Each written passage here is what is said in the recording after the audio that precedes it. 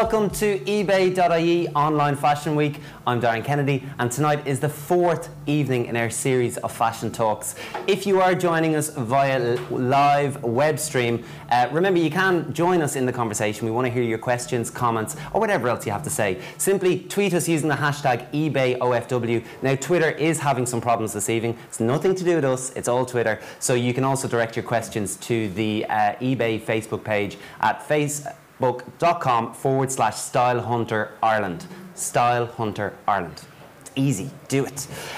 Tonight we're talking styling. Last night we had the editors, we've had the stylists. This evening we've got Angela Scanlon, who's a freelance stylist, and we've also got Corina Gaffey from Stellar magazine and Kiss magazine, I believe. Yes, so they're going to impart all their knowledge over the past couple of years and fill us in on what it takes to be a stylist. And I suppose what the most interesting parts are. Ladies, you're both very welcome. Thank you. It's great to see you. Are you excited? Oh, ecstatic. Oh, no, I tell you. No, absolutely, yeah. No, do you know what? I'm sure everyone here is very familiar with your work. So whether it be from Stellar and Kiss magazine, and then Angela, your breadth of work. Bring us right back, and Angela, maybe you'll start. Tell us how you actually got into styling, and was it something that you need a formal education for? For me, I probably went quite unconventionally about it. I studied business for 4 years in DIT with the view, I suppose going back to when I was in school, I never ever, and you're possibly the same, never knew what the options were in terms of fashion. In my mind, I wanted to work in fashion, but it was very black or white for me. It was either you were a designer and I couldn't draw it very well, or I would have my own boutique and maybe, you know, move towards having a label at some point in time. So I kind of did business with the view to having a boutique and an empire. And then I went into business. It was grand. It was, you know, it has stood to me. I wasn't particularly, you know, inspired, I suppose, throughout college. And then I went away traveling and came back to Dublin. I was travelling probably for 2 years. I was in New York, Southeast Asia, Australia, all again kind of with this master plan of having a boutique in mind, and then came back, worked in a pretty well-known Dublin boutique, which in my mind was kind of, you know, the epitome of what I wanted to be involved in at some point. And I absolutely hated it. And where was it? I can't tell you. We'll all now do a little bit of research. Exists, so they did something right, but it just wasn't for me at all. I just found I wasn't very good at like lying to people and selling things to them if I really didn't believe that it looked nice on them or whatever else, which wasn't, you know, the best for a sales career.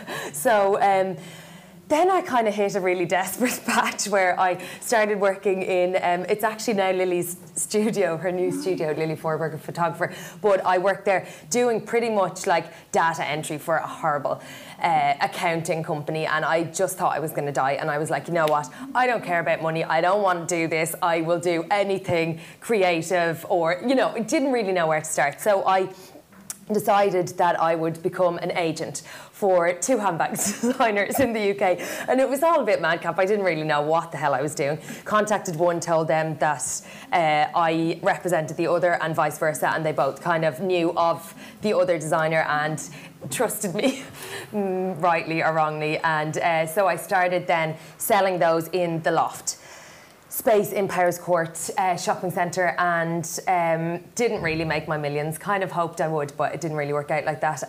But while I was there, I met a really brilliant group of people, including Aisling Farnella, a stylist, and at the time there was, look, like the Loft, for anyone who's not familiar, is a collective of different designers, agents at the time, and, you know, different creatives kind of doing their own thing, and they wanted somebody to pull together a shoot.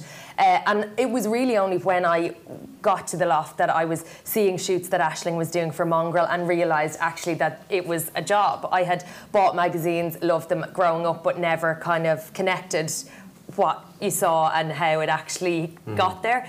So anyway, I did that shoot, pulled everything together, and it landed on the front cover of the Irish Times, and I was like, oh, okay, I kind of like that. And then literally started assisting Aisling for a bit. And meanwhile doing writing, started doing a bit of TV styling stuff as well. All the while kind of subsidised by doing personal shopping, which I had again gotten through a friend who recommended me to a friend who was doing it in Dundrum Shopping Centre with the Style Council at the time. So kind of, yeah, subsidised it so that I could do the more creative stuff and start to build it from there. So yeah, I absolutely don't think that you need a formal education. You know, obviously if you come from a design background, that's beneficial. Equally, if you come from a PR background, that's beneficial. And everything that you've done to date, I think in some way or another will kind of mould and shape how you go about it, but just because you didn't go conventional doesn't mean you can't do it. It's quite interesting because, Corina, I guess, you know, you do a very similar job, but it's completely different in the sense that you're not freelance at all. You're an in-house stylist for 2 magazines. Yeah, well, I kind of have a similar story to how I started as Angela. I did like an English media and culture studies course because, like, I remember from the age of 11 knowing I wanted to be a journalist. I just knew I wanted to work in media, and in the same respects, I didn't know styling could be an avenue that I could explore at all.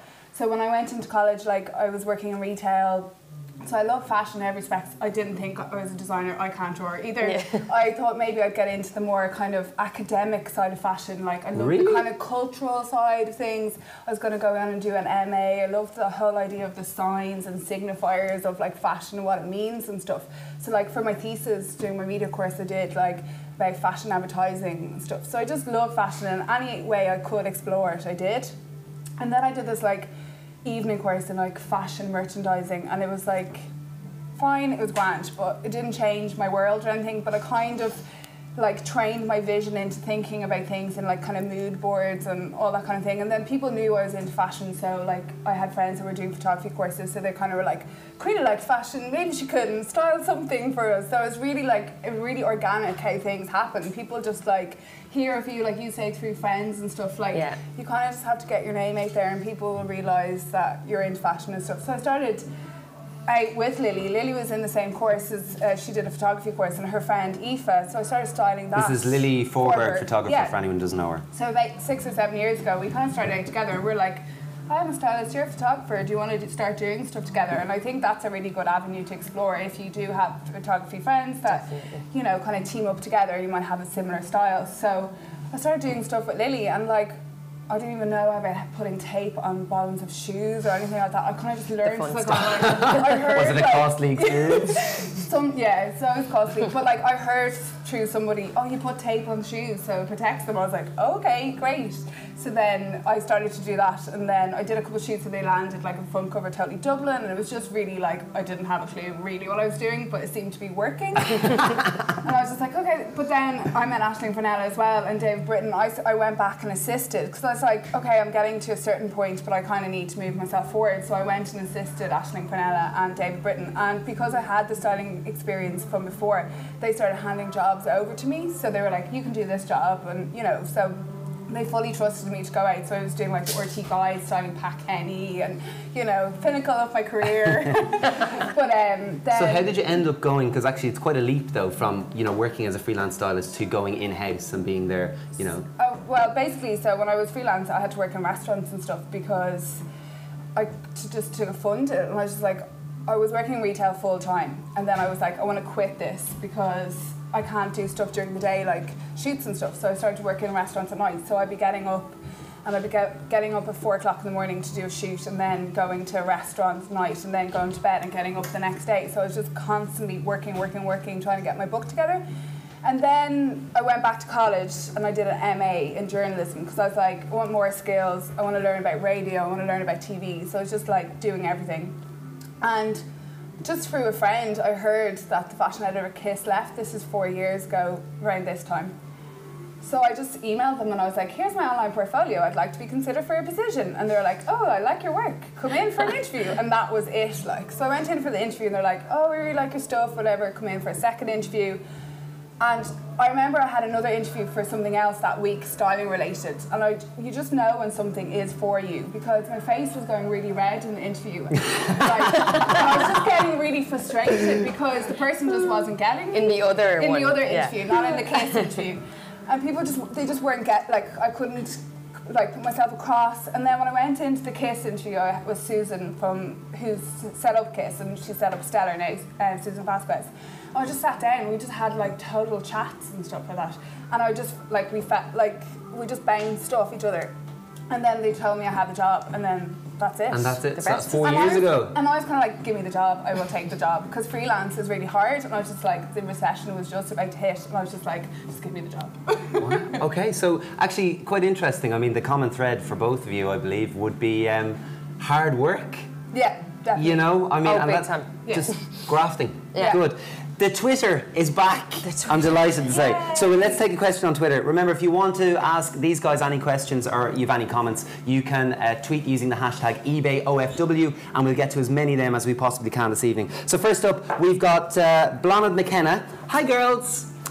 Who or what has been your favourite person or shoot to style? Oh You can go God. first. Favourite I always person? get like brain fart, or whatever you call it, where I don't remember. Well, do you know what's always easy? I think what's an easy way to start is what's been the toughest, because they always stand out. Oh God, okay, the toughest for me, it was a test shoot. I had managed to get a model, oh man, it was an absolute nightmare. I pulled together loads of beautiful clothes based on the sizes that I'd gotten off the agency. The model rocked up and she had very obviously not been home the night before. Like really badly. She was in bits. She was 3 sizes bigger than the one, so none of the clothes fit her, and it was an absolute nightmare. But we kind of half went through half of the shoot, and my frustration throughout, because it was a test, we were a little bit more, there was a bit more leeway, shall we say, but it was awful. And it was from that time forward that I thought, okay, only ever work with professionals, because if you actually work with someone who doesn't do things the way you like to do them, or do the stuff up to the standard that you would like to be known for, I suppose you can say the same thing. A bad makeup artist, a bad hairstylist, a bad model, equally a bad stylist or a photographer can destroy everything else that's good or beautiful about I a was shoot. just saying this the other day, that like shoots are so time pressured, so anything can mess it up. Like Big time. if someone's late, if the model just won't bring it, if like, because in my job I source locations, I book the models and everything. So I've been prepping the shoot for like a couple of weeks now, prepping the clothes and getting everything. So that on the day you have a certain amount of time. If it pisses rain like today, and it was so sunny yesterday, you're supposed to shoot today. You're just like, anything can go wrong if the makeup artist is late, if the model. And you need to be able to react to all of those situations and the different things that can happen and that are kind of out of your control. So if there are things within your control, like getting a decent model or working with a really great team, then absolutely those should be kind of, They're core to it. Absolutely. And I guess, kind of following on from that, how important is it to have and to nurture good relationships with these people, with the photographer, the models? Like, presumably, you need to be able to get on with people quite quickly. Yeah, definitely. Yeah. And you have to like, I think it's like, I always say on shoots, I always feel like I'm on stage or something, because you're really tired after them, because you're constantly trying to keep everyone happy, like with the photographer, the model, the hair and makeup people. Like you're running around and you're kind of trying to, it's like a puzzle, you're just trying to bring everything together, a story. So it's really important to be in a great form and to kind of bring your personality and just bring good mood and, to the shoot. Have you thought of who's your favourite person to style so far? It's a tough question, I have to say. You can have a think about it and we can come back to it. I think back to the relationship building, in the same way that you clicked with Susan. I think working with, different photographers until you find somebody who has the same aesthetic as you, who works in a similar way. Like some people are very regimental in how they work, and it's all, quite not forced, but it needs to be very structured in order for them to feel comfortable. Other people are a bit more fluid. They kind of, fly by the seat of their pants and hope for the best. And often that's how the best things come about. But I think it's finding somebody who kind of works in a similar way to you, someone you can bounce off, that you can kind of, and it's definitely creating a friendship. There's an element of trust there, so that when a client comes to you, that you can definitely stand behind this person's work, that they're not going to show up drunk, they're not going to lose the photographs because they lost their laptop, or, that you can actually vouch for this person, that they're going to deliver what is expected. And I think that's absolutely important. Have you any gems that you've come across on eBay that you've used in the shoot? I got a Valentino vintage jumper for £7. Didn't have to think about that one. Yeah, it's lovely. I've bought loads of stuff on eBay. Like I really like sequins and sparkly stuff, so I've got loads of sequinty stuff that I've worn. And I wore this jacket. I went to Paris and we met Jean-Paul Gaultier, and he likes sailor stuff and stripes and stuff. And I got this amazing eBay jacket, sequined with stripes. So I wore that to meet Jean-Paul Gaultier. Actually, I did mention earlier on the week that I made my, my most recent purchase on eBay.ie on Sunday. Yeah. And it's a piece that I want to wear for the fashion show tomorrow. And it arrived today. I was so excited. I didn't think I would. And it's gorgeous. Anyway, little aside. Corina, question for you. Who would you love to put on the cover of Stellar? Oh, I don't make those decisions, so I have to be really careful. Shoot for it. I'm really obvious probably. I am addicted to Rachel Bilson's new show, and I love the way she looks in it, so I'd love to see Rachel Bilson on the cover. I think she doesn't really do that much, but she just looks pretty in any clothes she wears. She'd be perfect for your audience. Yeah, exactly. So do you think like American or international rather than Irish kind of faces? No, I do. I love Irish faces, and we've put loads of Irish faces on. Just at the moment, I'm not sure of anyone Irish. But you tend to favour Irish faces on Stellar, Yeah, don't you? I think if there's room for, or if there's somebody kind of... Yeah, I think, well, we've experienced in the past that our Irish issues do really, really well, and that what it sets us apart is that we are Irish, so people can pick up the magazine and they are familiar with the slang that we say, and the prices are in euro and stuff, so our Irish issue does really well, and I love pushing Irish, but just at the moment... Yeah. Right, let's open it up to the floor. Questions for these ladies? Hands up, please.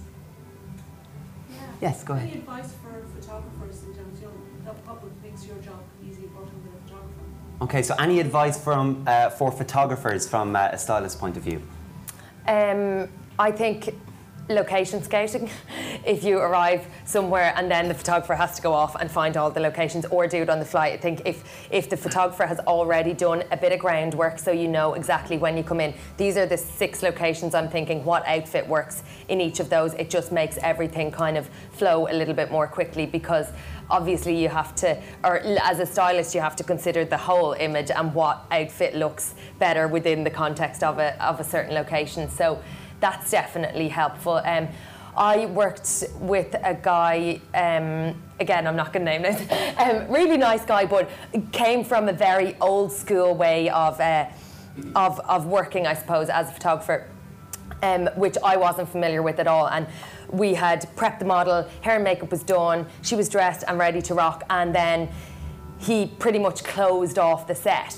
Yeah. And I was really uncomfortable with it because, you know, her boob could be hanging out and it's on my watch, basically. It's not him who's going to get in trouble. If her lipstick is smudged, it was the makeup artist who was going to get in trouble. So I think there needs to be a mutual respect and an understanding that the people who are involved in creating the look also need to kind of monitor it. It's not like as soon as they're dressed, they're passed along the conveyor belt. So yeah, I think just like a respect for everybody's role and everybody's job, and yeah, apart from that, bring cake and we're all friends. How about you, Corina? I think what Angela said is perfect, like exactly right.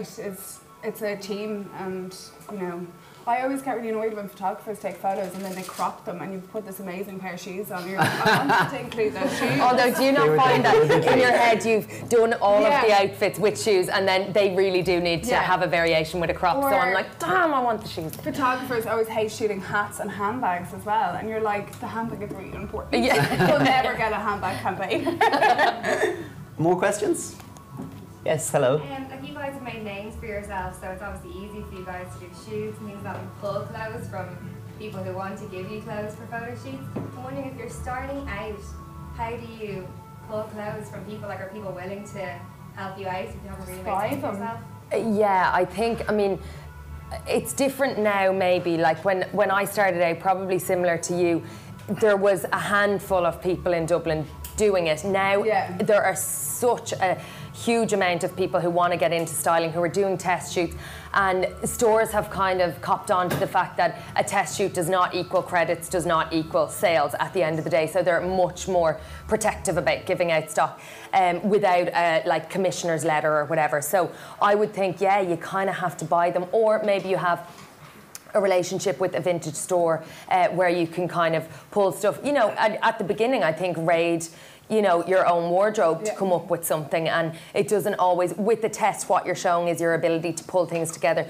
to look at the whole picture, to make sure that the location matches the style of the clothing, that the model fits with the whole vibe, I suppose, of the shoot. So it's not necessarily about having the most beautiful, newest Prada dress, or you know, Zara's version of whatever is happening at a particular season. So yeah, I think you can DIY it, or else buy the clothes and return like them. I had to do that loads when I started out. It's just buying stuff and returning them. Like there's good policies in shops, like just check the policy before you do. And tape the shoes. Yeah, and tape the shoes. And like once people start to trust you, then you know, and you return the stuff and make sure it's folded, there's no marks and stuff, and be nice when you do it. It sounds so simple, and just don't lie, because Dublin's too small and people will find out. Like and I think also in terms of assisting somebody, you'll be banished. If you're assisting somebody, you're kind of in and out of shops, whether it's with the stylist pulling stuff, then returning on your own. You're kind of already building up a bit of a rapport, so that when you go in and you're like, it's for whatever, then maybe they're a bit more familiar with you, so they're not going to freak out. Okay, we'll take another question there. So thank you. Oh, okay, thank you. We'll go to Twitter for another question. Remember, it's hashtag eBay OFW if you want to ask these girls any questions. We've got one here from Kathy McConnell. How much of your own personal style goes into styling others? It's quite an interesting one. Well, obviously, like you get obsessed with stuff and you kind of want to force it on people. But you know, I just think that you kind of have to remove yourself from that, and it depends on who. Like models, I think you can get away with pushing your kind of personal style a little bit on. While celebrities and stuff, you kind of need to be really careful about what you put them in, and have loads of options, and kind of talk them through stuff and ring them beforehand. While models are there and they'll wear what you, most of the time, ask them to wear. So with personalities, they have their own sense of style. Have you encountered any divas? Yeah, one or two. Go on. No, Dish, you want examples? I'm not going to name any names, but like you'll always be surprised who would be the most difficult, and you just never would think it. But that's your job as a stylist to kind of, if someone's not comfortable, you're not going to get the shot. Like, so you kind of just have to give it up. And I do think with personalities or celebrities, there is, I suppose, in their defence, they have built up a persona, they've built up a brand. So if they go, no, I'm totally not comfortable with that, it doesn't fit with how I see myself, even if you can say, I think you're going to look deadly in that, they need to feel comfortable. And it's kind of more like styling a normal person than a model. Whereas a model, that's what they do, they rock up looking fabulous and they wear whatever you tell them to, and that's what they're paid to do. But I think, with celebrities, it's kind of like, oh, I don't really like this, I want to wear something that doesn't show this, or, you know, they're a bit more sensitive, I suppose. Which is understandable, I think. It's really fun then when you get someone who just is like, oh my god, amazing, like I love this. Like the latest shoot that I have in Stellar, Evie Houlihan, she never wore shorts, and she's like the most amazing legs ever. I was like, if I had your legs, I'd be wearing shorts right now and every day, even though it's raining. And she just looked amazing in shorts, and she was willing just to go for it, and she didn't care. Which is a joy, I can imagine. Yeah, it's so much fun, and she's like, this is not my style, but I love it. So, and that's like what makes her job. Emma L. Coogan asks, who comes up with the ideas for hairstyles and makeup on a shoot? The hairstylist and makeup artist, or is it the stylist who dictates? It really depends. I think it depends on the team you work with. If you have a relationship with the hair and makeup people, and you kind of go, okay, this is what I'm thinking, what do you think? And you get their input. If you're working with someone off the bat, you're not sure, you've seen their work, but you're not 100%. I always think visuals are really, really important to bring to people, because I can say, oh, I'm thinking like a plaited mohawk, fluffy, cloudy hair, and then like that could mean lots of different things to lots of different people. So I think if you have an image, you can go, no, that's what I asked for. Yeah, that's not it.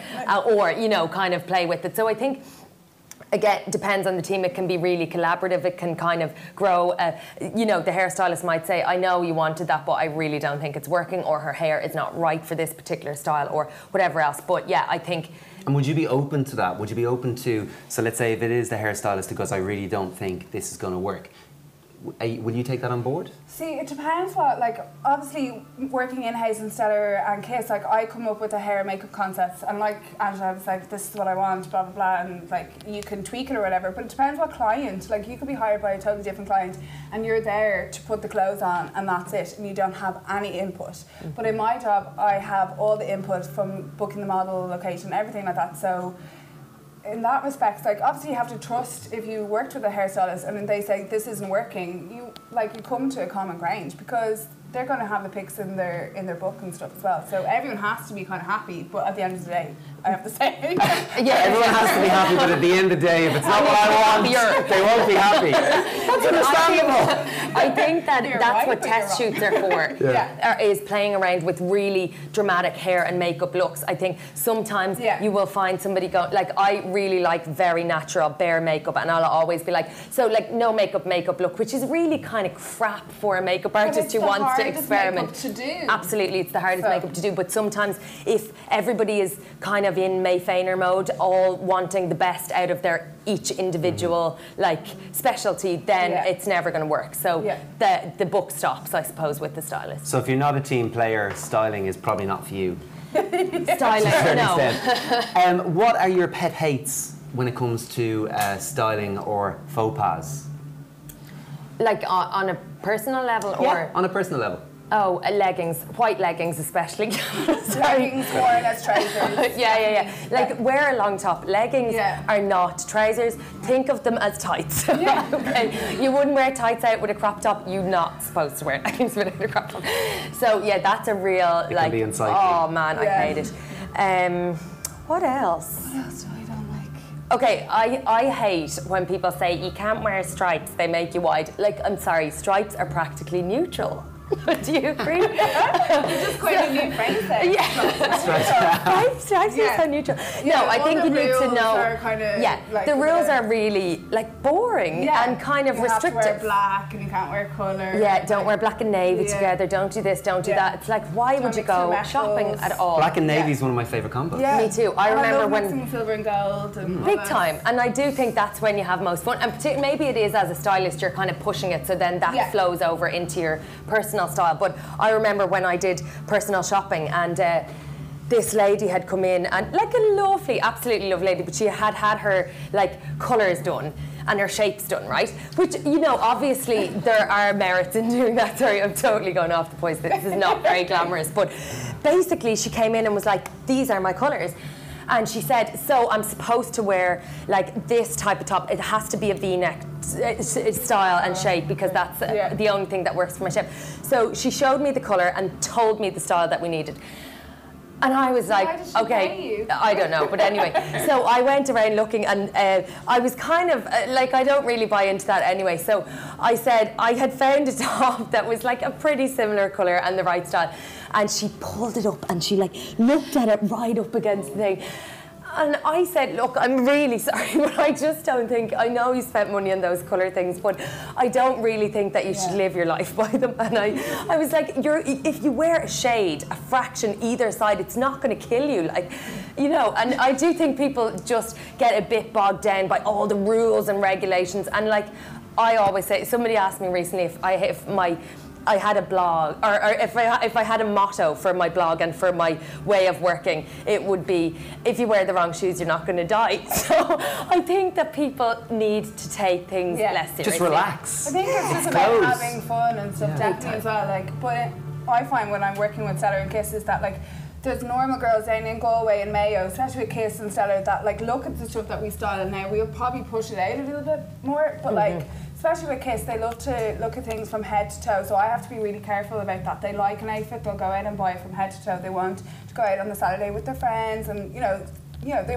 don't want to go too crazy. Like, there is obviously, so you have to be really careful with that with styling as well. That it's not alienating. One thing can work editorial, it mightn't necessarily work on people, and that I just love styling stuff as well, that people kind of want to go out and buy the whole outfit and they'll feel really confident in it. So it's kind of nice to kind of push the boat, but also bear in mind that people not down the country, but do you know what I mean? It needs to be accessible. Like, that everyone can kind of wear it and stuff. Now, where do you guys get your inspiration from, style-wise? I've really kind of gone off like obviously the catwalks are amazing and stuff, but street style, I know everyone says street style blogs and stuff, but I definitely feel like there is some big players in fashion-wise that would inspire me more than the catwalks at the moment. Give us a few examples. There's just so many different bloggers like across. I put them into Stella recently. There's just loads of different bloggers. Can't think right now. Like the sartorialist, for example, and he's kind of now old school. He's going down a more conventional route because he's got serious dollars off the back of his website, and he was probably the first after Bill Cunningham to kind of reinvent the whole street style thing. And I think that kind of started off, he was a few years ago, and this is before it became so mainstream and it's in magazines and everything. He was like voted as one of, I think it was the Times 100 most influential people in design, which was huge at the time because blogs weren't really given their, you know, kind of credit they were due, and they were still kind of on the outside of traditional media and looked down on a little bit, I think. But that his presence and his power, I think, within the whole industry kind of changed the game a bit. Then there's Garen Store, they're like the ultimate power blog couple. I don't even mean from them, I mean just like people on the blogs that you see. Oh yeah, like of course. Zapata and all these people whose names I can't pronounce. Like Rumi Neely and all from Fashion Toast and just stuff. Even more under the radar people and stuff, like a great girl from Australia, I can't remember her name right now, but just all those kind of people I think are just a little bit more interesting because it's on the street and stuff. Like obviously Taylor Thompson Hill and all that, but she's just like head to toe designer and stuff. So although it's that functional thing you were talking about earlier on, seeing it actually in place, how you wear it. You know. And just taking elements from that. But I just think it's just really interesting to see how they style it up and then bring it. I'm starting to bring that a little bit more into Stella and sort of kind of the street style and less away from the catwalks, because sometimes it takes away, like, as a fashion editor and looking at other fashion editors from all the different magazines around the world, it kind of becomes like a bit of a circus, or everyone taking photos of you, and it takes away from your work a little bit. So although it's amazing to see how they dress in all the different blogs, I think it comes a bit more about them than about their magazine, and I have to be kind of careful with that. Like, I work for Stella and Kiss, and that's the brand. I'm not the brand. Do you know what I mean? So the subtleties there. The subtleties there. But I think that things have moved a little bit. Like, say you look at like Ellen Kling or the Man Repeller, which like amazing blogs, but you can tell there's a massive amount of product, there's a massive amount of money, and I think it is, like you said, the much more under the radar blogs that are kind of accessible. And while those are inspiring, the higher end ones like, you know, Fashion Toast or whatever, I just find them sometimes a bit like self-indulgent. That you have, okay, we get you're wearing a white dress, we don't need to see it from 15 different angles with you sunlit. And but are all like, you know, those what I wore posts, are they not all self-indulgent to a certain extent? I mean, they are, and they're a bit like neurotic, but I think if it's done in a way, you know, obviously people are interested in what other people wear, and there's a lot to be gotten from how you mix designer with high street or vintage or whatever else. But I think it's when it becomes about the person and not about the clothes that street style and personal style blogs kind of lose their appeal, I suppose. Definitely. Okay, we're going to go to Twitter for another question. Remember, if you've got a question, you can join in. Tweet us using the hashtag eBay.OFW. We've got one here from Minnie Melange. Nice name. Someone who's interested in assisting in shoots, what advice would you give them to get started? Keep emailing. Show a bit of personality as well. Like, don't do the whole to whom it may concern, the sir thing or anything like that. Also remember what magazine you're copying and the name of the person that you're writing to. You're copying and pasting and sending to all magazines. That's totally fine, but just remember to check it before you send it. Just like a little bit of flair, like be cheeky, but not obviously too cheeky. It's just nice to kind of like show some personality, because you're like, oh, I could tell. So who should they email? Well, I think for me, if you look through the magazine, it depends what department you want to look at. So it's really easy to find out who works in a magazine and see their name and kind of figure out the email address and stuff. So it just So would they email you or the editor? Yeah, they email me. Yeah, okay. Yeah, That's for fashion related stuff. Or the editors, email everyone. Another question here on Twitter. Should all stylists have a blog? You guys both have blogs. Do you need one? Is it essential? I think it totally depends. I think Ireland is quite unique in that it's a pretty small pond, so there's a kind of almost expectation that you will do different things, like you'll write and you'll do styling. Like the market isn't big enough to sustain multiple stylists just doing very creative shoots for editorial. So I think, yeah, it's a nice way to branch out. It's a nice way to show your work, I suppose, that doesn't belong in print or other ways.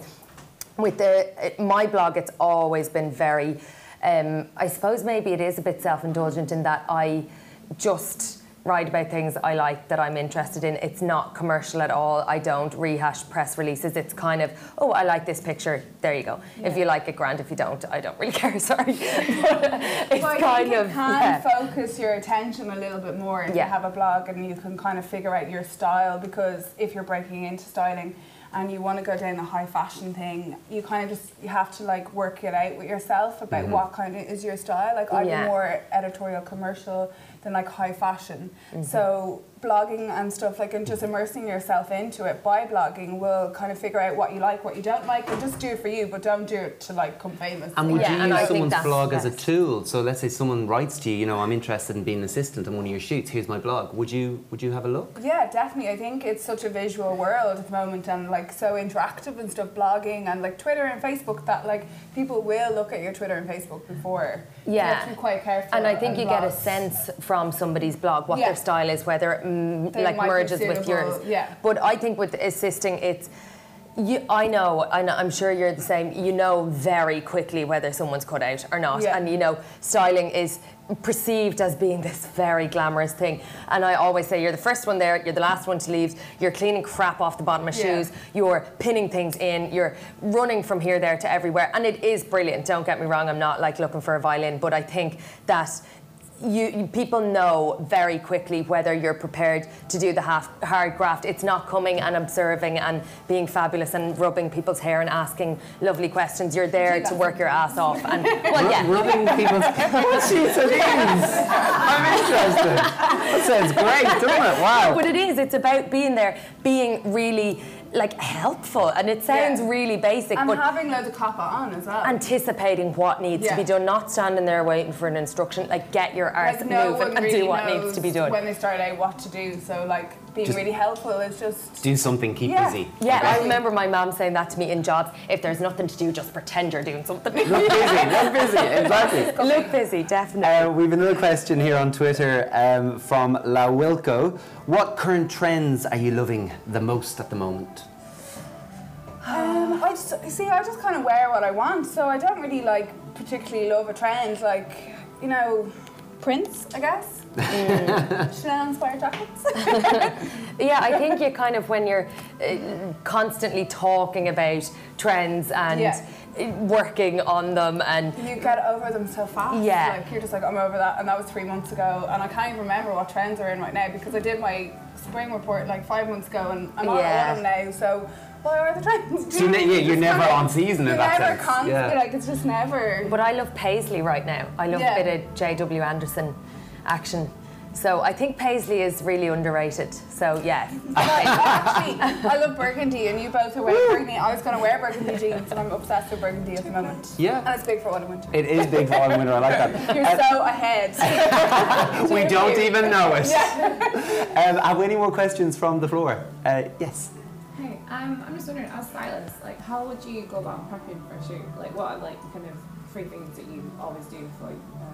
Okay, so what are the 3 things you always do when prepping for a shoot? Okay, well, obviously check out your models, make sure that she fits with the theme and stuff like that. Then I always look on the websites first for most of the high street stores and stuff, and see what's new in and see what fits in. Obviously when you go to loads of like previews and stuff, you kind of have an idea in your head, and you can get samples and stuff like that as well. And then it's just like legwork, really. It's just like going out and just pulling, and then you put all your looks together, you get everything, and then you put your looks together. It's just all about preparation and just making sure you have enough time. and then putting your looks together beforehand and before the shoot, and kind of have loads of different options as well, because when you get on the shoot stuff can change, the location could be terrible, the model could be terrible, the model could be too big, so always having loads of different options, and always get bigger sizes as well, because you can always pin if it's too small. So yeah, and I think it depends, like for me I suppose it depends on whether it's commercial or, you know, an editorial, but I think, you know, I do stuff, say, for You magazine, and it's kind of, I will have a chat with Jen, the editor, come up with the idea, and then, you know, pick a selection of models. And it is, again, like going back to the relationships thing, it's building trust so that she will say, okay, if you like her, then I'm happy to go with that. Then it's, yeah, pulling mood boards together, deciding what the shoot is. Like, for me, I generally don't tend to do kind of a pastel shoot and then a paisley shoot. It's kind of, there's more of a, maybe just my style is a bit more mishmash.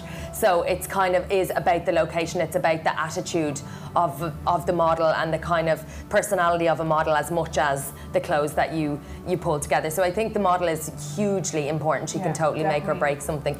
And then, like Corina said, preparation. You know, in my head it was kind of rocking up at a shoot, in my mind at least, was rocking up at a shoot, tons of rails of clothes, and you're kind of led to believe that when you see behind the scenes things, as if there's just a million clothes everywhere and you decide spur of the moment. Like I have kind of would go home. Yeah, and I used to do, when I started, I was like, oh, I would try on everything and decide, does that work and will that work? Now I know by the proportions that this will work and that'll work. Yeah. But yeah, I definitely think it's preparation so that you arrive on the shoot, you have your 8 looks, like literally boxed off and ready to go. Obviously set spares to adapt and change, but yeah, having preparation is a big part of it. Does that answer that? Yeah, it does. Yeah, thanks. great. Okay. Yes. Yeah, sorry. Just, do you ever use kind of, for the high street, do you ever use kind of non-models? Because I know some photographers like to work with, as I say, you know, models like to project and, you know, they're suitable for maybe high fashion glamour, and that's something they try to project, so they sometimes will prefer to work with, say, movie extras, for example. Yeah, I love using like real girls. Yeah.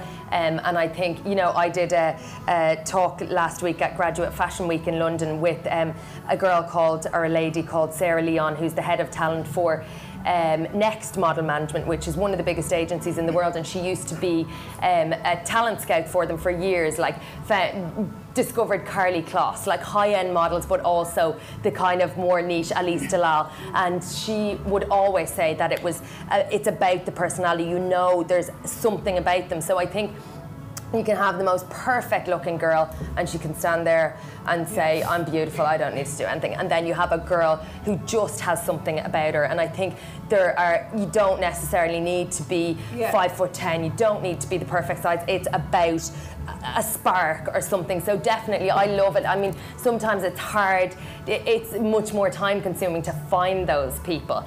And also, it's riskier because you don't know whether, you know, they might have a look, but you don't know until they get on set whether they're able to perform, whereas the presumption is that if they're a model, they're signed by a reputable agency, that they're going to be able to do the job and that it's hassle-free. So it's kind of finding, I suppose, the balance.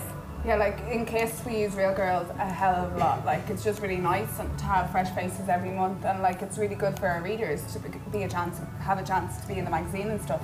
So that way, like we've done model searches with real girls, and like we found some amazing people, and they don't have to be, as Angela says, like 5'10". Some of the harder working people are like 5'6" and 5'7". And does it make up 4 inches? Yeah, no, but do you know what I mean? Like they don't have to be 5'10", they can totally work as models. Yeah, and I think that even, you know, when you are smaller or you're not like, you know, 5'10" and a size 8, you need to figure out how to work your body a bit more with, you know, a size like the perfect model figure. They don't really need to do that much, but sometimes then there's not a very good range in terms of their poses and their movement and even their kind of willingness to just get involved. So yeah, I think real girls are cool. Another question from Twitter. Do you find shopping online has made your job so much easier? I think sometimes when you're really tired and you just want to like sit at home on the couch with a glass of wine and go on eBay or go on whatever, like from that respect, like people always are like, are you sick of going into shops? And I'm like, actually no, I'm not. Or I'm not sick of looking at clothes. So from respect of my job, no, but like from my own life, I love getting packages as well. So it makes it is so much I'm fun. saying nothing. You love a good package. Lowering the tone a little. So I think it's just really fun to shop online and then like wait a couple of days and then. Like me today. Yeah. I never thought it was going to arrive in time. Yeah, I got such a buzz. Yeah. I wanted to go back straight on and buy something else. Yeah, I didn't. Yeah. What is the most, like, for each of you, because actually, even though you're both stylists, your jobs on a day-to-day basis are probably very, very different. What is the most rewarding element of your job? I think when you finish a shoot and it could have been like a killer of a day, like we were saying about worst shoots and stuff. Like I did a shoot in December for the spring issue for February and it was absolutely freezing cold and I had to look like spring and the models were in like tiny shorts and stuff. And I had a suitcase and we were hanging around going to different locations and I actually wanted to shoot myself in the face. And I work with my sister who's a photographer, an amazing photographer, but when you work with your siblings it can Right. be a bit hairy sometimes. And then when you see it in print and like no one knew that it was so cold, no one knew that you had a terrible time and it looks gorgeous and everyone says like it's amazing and like that's really rewarding. You're just like you didn't know about Those the memories dramas. of being cold are forgotten. Yeah. Mine very similar. I did a shoot with Johnny Savage and it was was it last year or the year before? Anyway, it was the time when the really heavy snow came and it had started snowing in the middle of the night and I woke up, I was like, oh Jesus, is it too late to cancel? And it was on a Saturday morning. I'd had a really mental week and it was kind of, oh, let's do a test. And then it came around and I was like, oh, Jesus, we really don't have to do this, do we? So anyway, we went out, we did it, and we had an unbelievable model, Grace Connell, who was just such a trooper. Like, I mean, it was in the minuses. It was snow all over the road. I had these beautiful lace gowns, lots of Irish designers, but I mean, they weren't exactly appropriate for the weather. And we had like blankets, hot water bottles. And I remember at one point we were doing it around the street and they were derelict streets. So we started at 5 a.m. in the morning so that they were like empty streets. And I remember at one point we were like in this little, the only way I can describe it was a wind tunnel and it started sleet. And oh my God, the poor girl, like her lips were blue and she was like, I'm fine. And she really wasn't fine. And we actually couldn't use that shot, it was so bad. But the shoot was unbelievable and it's still my favourite shoot to date. So yeah, it's like knowing the torture behind the shot and that it still looks kind of beautiful. Lots of shoots are like that. Like yesterday I was shooting outside and stuff and I got burnt. That's why I have creepy little burny hands. And then today it's raining. But like yesterday was really difficult because the weather is so different and the sun's moving and it's just like Shadows trying to adapt and just like so every shoot does not run like clockwork. Like studio shoots are a little bit easier because you can kind of control that, like you're always like yes, It's the elements. Once you step outside, it's the elements, as we all know. Definitely. Have any more questions from the floor? Hi. Hi, go ahead. Sorry. Just out of curiosity, as stylists, you obviously work for magazines and people. What do you kind of do to sort of like try and keep your own creative flair going outside of your work jobs as such, like for your own identity? I think, again, test shoots, it's kind of, I suppose the market in Ireland, it's growing, but there are quite a lot of commercial outlets and there's a lot of the magazines that would, use regular stylists. It's quite sewn up in a sense, and there's sometimes not that much outlet for really creative things. So I think doing test shoots to kind of, remind yourself why you're doing it, go a bit wild, without restraints, without a brief. So yeah, I think always doing those kind of it makes you remember why you're doing it, because the commercial stuff isn't as much fun, I suppose. So you need to be reminded why you got into it in the first place. How about you, Corina? Well, I started up my blog again, so I find that a really good creative outlet for me that I just it's not much writing because I'm so busy and stuff. When I get home I'm really tired and I'm looking at a computer or I'm going around. So I just post pictures and I'm kind of obsessed over stuff and then I just let it all out and I find the blogging at the moment kind of my release. Right. We need a question at the back there. Yeah, have you ever encountered any awkward mistakes as a stylist that people could avoid? It kind of comes back to that preration thing, doesn't it? Being prepared for every eventuality. Is that where you're going? Yeah. Yeah, and I think sometimes in your mind, that disaster shoot I spoke about, that you kind of, sometimes you assume that everyone tells you the truth, and sometimes they don't. So I think it's being really vigilant about all of those elements of preparation, and then kind of, like you said, go bigger in the sizes so that everything can be adapted. And like yesterday I was shooting a page for UMag, and it was like dressing myself, and I don't like try the stuff on anymore, and I put on a pair of shorts that's my usual size, and they wouldn't close. I was like, shit. So that whole page had to change. So I did have extras, but yeah, I think it's just kind of being prepared, having extra stuff, because not everything always works out. And just being really careful, like makeup on clothes, and like taking the clothes off models and stuff. And I've like ripped a leather top that was like a couple £100 and I had to pay for it. Shoes getting damaged, making sure there's enough tape. So it is, you kind of get really anal about stuff. Preparation. Yeah. And also actually that when you're on the shoot, like at the end of the day, the clothes that whether you buy them in terms of a test, whether you borrow them from a store, the buck stops with you. So if a photographer's like, go on, get into the water, it's going to be amazing, you're going, okay, well, I need to bring that dress back to the store and pay for it potentially. So you need to kind of, I suppose, draw a line under what you're prepared to let them do. And, you know, sometimes it's worth going into the water and taking the flak, but other times it's not. So, yeah, just kind of being confident enough to say, actually, we're not doing that. In terms of Irish designers, who has you excited at the moment? Simone Rocha, everybody's talking about. I just think there are so many Irish designers doing brilliant things at the moment. Joanne Hines, her jewellery stuff is off the charts. Natalie B. Coleman, beautiful prints, her next season stuff. Tuesday. Yeah, and she's doing phenomenal stuff. I think J.W. Anderson, if we can adopt him as our own, although the British press keep talking about him being English, or like just omitting the fact that he's Irish. Where's he from, Galway? Or? No, Northern Ireland. Who else? I bet you I'm forgetting somebody really important. Good for you.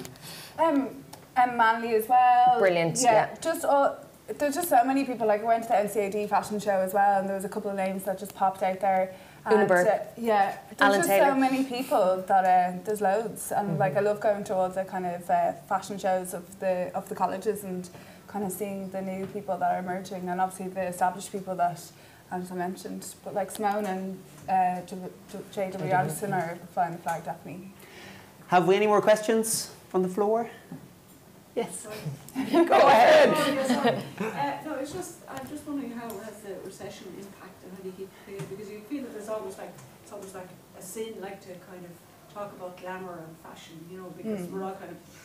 So how do you kind of? Good question. So how has the recession affected what you do and how you do it? I definitely think budgets are obviously cut, and you know, you kind of have to come a bit more creative and inventive, and like with locations and stuff like that. So maybe making more about the clothes, and you know, so it's just trying to adapt to that and stuff. And just, I think styling kind of cheaper clothes is harder than styling designer clothes. Like a designer dress is so well tailored and cut and stuff that you mightn't need any accessories, and it just looks amazing on the model. Well, I think I love styling stuff that is maybe a little bit cheaper, and people look down at the credits and kind of go, wow, I can't believe that is that. So like I think it's harder to style up kind of cheaper clothes, so kind of challenges you to make stuff look really good.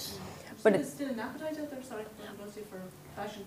Yeah, definitely. For high-end fashion. But I think high-end fashion is probably more relevant than it's ever been. Some people think of it as being quite vulgar given the circumstances, but you know, fashion at its core is quite aspirational, and it's a form of escapism, and I think people love to look at, you know, the latest magazine and go, okay, I'm not going to spend that amount of money, but isn't it beautiful? Yeah. And I think given, you know, you need to cater for people. There are people still out there who have disgusting amounts of money and nowhere to spend it. So, you know, there's them for us. Bring them to me. Introduce me. Another question here on Twitter from La Wilco, whose avatar I love, by the way. It's gorgeous little booties. Whose name I love. La Wilco, yeah. Do you think people will start to tire of street style? Yeah. Yeah, probably eventually. I think it's everybody is doing street style, and it is really still inspiring. But I think there's, you know, with everything, it's cyclical. There's a kind of I suppose there's a length of time that it's just so overexposed. And I think it's always going to be relevant because it's real and it's accessible and it's still inspirational and it's quite unique in that sense. But yeah, I think there'll be a filtering out. There'll, you know, the good ones will remain, but everyone and their granny who's doing street style blog won't survive. Yeah. Now, I'm interested. I would say everyone in this room would love to get inside both your wardrobes.